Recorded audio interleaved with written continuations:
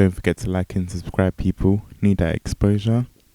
But last night, watching the Warriors and the Nets game, to be honest, the Warriors look like they were on scary hours and are currently looking like a team that is favourites to win the NBA title undoubtedly.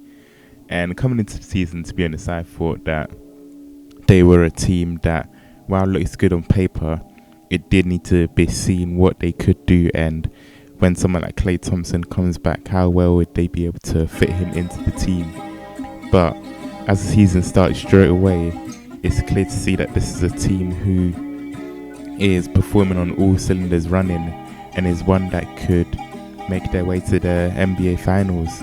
And to start off this season, they've had a 12-2 record even without Klay Thompson coming in. And Steph Curry, while he isn't currently on his offensive output that he was on last season, he's playing on an extremely high level and recently just had 50 and 10, being the oldest player to do that. And then coming into this game with the Nets, I thought it was going to be a good litmus test to see where the team stood out on where they stood as a title contender.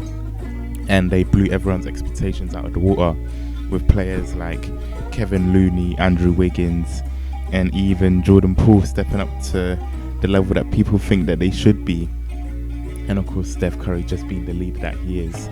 And when you look at this team, it's a team that's easy to see why that they could compete with a title.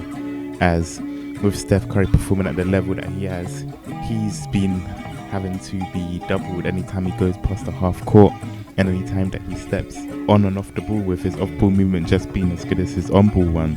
And you look at Draymond Green being able to play at the defensive level that he was able to previously. And when you look at the opportunities that Kevin Durant had to score when he was guarded by Draymond, it's clear to see that Draymond is still able to shut down major superstars. And even with Wiggins, who provided 19 points, he has had an on and off career, and the way he was currently playing at the moment is the way that people expect him to be, and the reason why people thought he was a number one pick.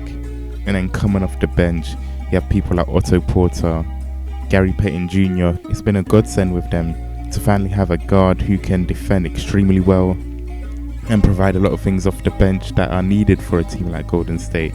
And then even the likes of Bielitsa, their first round pick this year, Moses Moody, and guys like Juan Toscano Anderson.